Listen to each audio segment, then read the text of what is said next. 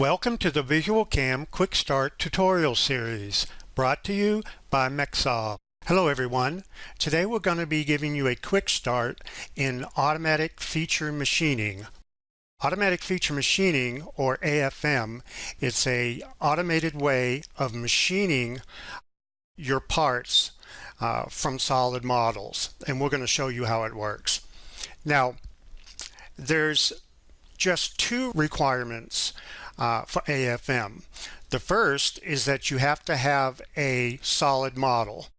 It can be a closed polysurface model, or you can be a solid model that you imported from another CAD application or created. And the other is that you need to have a knowledge base created that has the definitions for each of the toolpaths that your part features contain. Now, VisualCAM ships with a knowledge base, a default knowledge base already, so you'll be able to use AFM right off the bat. So let's show you how it's done. What I've got on the screen here is a solid model, and I'm going to show you first the prerequisites, and then we're going to go ahead and do some AFM. So the first thing you need to do is obviously make sure that you have a solid model. So now what we're going to do is we're going to go into the CAM preferences. So we'll go to the machining browser and we'll select CAM preferences, and we'll go to the features section of the preferences dialog. Now here, there's a number of things you can do. You can set colors for features that are detected in your model. You can set the transparency for those features and how they're displayed. And you can also turn off some feature highlighting tips, and we'll show you those in a second. Now, to perform AFM, you need to have an automatic feature machining AFM knowledge base defined in your preferences. So we're going to go ahead and pick the File Open button, and if you go to the install path, the program data install path of VisualCAM, you will find a knowledge base file called defaultinch.vkb. Let's go ahead and open that. And that gets added to your defaults preferences dialog. So that's all we need to do there. I'll pick OK. Now we can go ahead and perform AFM on this solid model. Now let's go down to the Machining Objects browser at the bottom here, and we'll select the Features tab.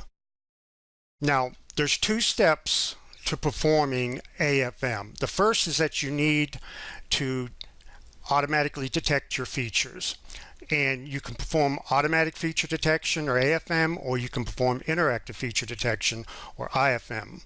And for this I'll show you both ways, but for this to start off, we'll do the automatic feature detection. So if you look on the toolbar on the Features tab, you need to work your way from left to right. So here's the feature detection commands here, and on the left is your automatic feature machining command.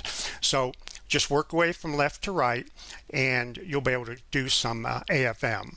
So let's go ahead and pick the automatic feature detection.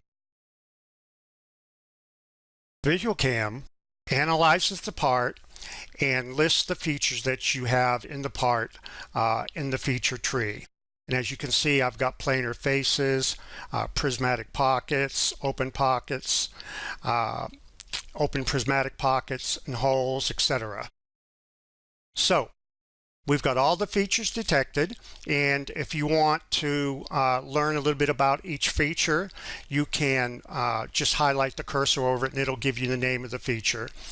And now that we have the features detected, now we can go straight to automatic feature machining. And what we'll do now is we'll select the features tree at the top so that all the features under it get analyzed, and we'll select the AFM button. So what you see that happen here is each of the features in our tree were analyzed, and machining operations for those features were extracted from our knowledge base and added to our machining job tree and generated automatically. Now, that's how fast it is. What I'm going to do now is I'm going to show you a little bit more about the toolbar in the Features tab and show you a little bit about how we got to this point with this particular model. So let's go ahead and we'll just delete our setup. So with all of our operations, we'll go ahead and for now we'll go ahead and delete our features also. So here's how we started here. So now instead of hitting automatic feature detection, we can go ahead and do interactive feature detection. And what you do now is the features are extracted based on a planar surface that you select. So let's go ahead and select a planar surface, and that surface is analyzed, and you'll see that the features just in that surface were determined. Okay, so we got a planar face feature, and we got some hole features and some chamfers. Now, if you want to just do this automatic feature machining on your interactive feature detection, you can go ahead and go straight to the AFM command, and it'll create operations based on the features that you have detected. Okay, so let's delete that, and let's delete our features again. And so what you can do now is you can tell which types of features that you want to be recognized. So you can go into the set filters for feature detection dialog, and it has a checkbox for each of the type of features that's supported in VisualMill. And you can, right now they're all checked, and we're detecting all the features that we can. And for the hole feature detection filters, you can use these to set your diameter range filters for hole detection. So now let's go ahead and detect all of our features again. So we have all of our features detected, and what you can do now is you can get a report on those features by selecting this icon here, and it lists all of your features in the features information dialog. The orientation, each orientation of your part that has a feature will be detected. So if you have a part that needs to be machined from more than one side, it'll detect all of the features from all sides of your part. That's in automatic feature detection, and gives you the feature type, the feature name that was assigned to it, and the feature parameters such as depth, diameters, things of that nature. And you can print this to get a feature list printed out. So let's talk a little bit about the knowledge base. And if you're familiar with previous versions of our knowledge base features, you'll be able to follow pretty much what I'm going to show you. If not, you can go back into the online help and learn more about knowledge bases. So this next button on the dialog, there's icon number 5. We're going to select Create Machining Knowledge Base for Milling Features. And if you want to get more information about any of these dialogues, just pick the Help button, and the help system will come up and show you documentation for each of the commands and buttons and how to use them. Okay, so basically we mentioned that your default knowledge base is defined in your CAM preferences. You can create additional knowledge bases, or you can edit the one that comes installed. So let's load our AFM knowledge base. This is the knowledge base that we assigned using the CAM preferences dialog, and you'll see that it has these features already defined in the knowledge base. So based on these features and these operation types, this is the toolpaths that were created automatically. So you can edit these, and for instance you can drag additional features over here if you want to machine these a little differently. So let's go ahead and close that. Now Also, the next icon over on the toolbar is Create Machining Knowledge Base for Selected Hole Features. This one was for milling features. This one is for hole features. Now, for this one, you have to select a hole feature set or an individual hole feature in order to run this command. So we have a hole feature selected, and we're going to pick Create Machining Knowledge Base for Selected Hole Feature. And this dialog allows you to assign operations for this particular hole feature. Now, anytime in your when you perform AFM, the cross-section of the hole features are analyzed, and when it finds an exact match of that cross-section in your knowledge base, it will automatically perform the toolpath operations that you assign to that feature. So as you can see, we have a through hole with a chamfer at the top. This cross-section shows you a preview here on the right.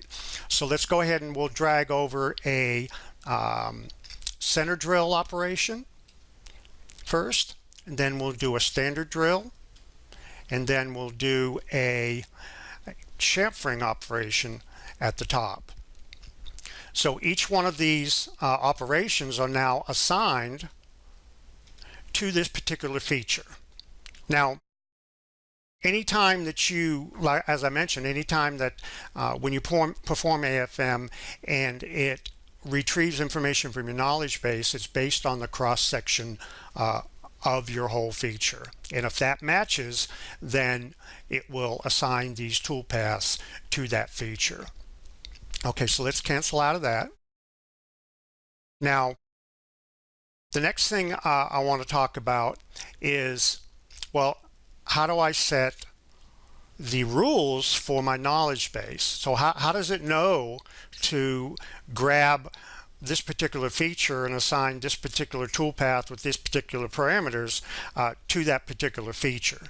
So let's go over to the K-Bases tab, and we're going to load the knowledge base that we have assigned in our CAM preferences. We'll select default inch and open that. So this is the knowledge base that we have defined.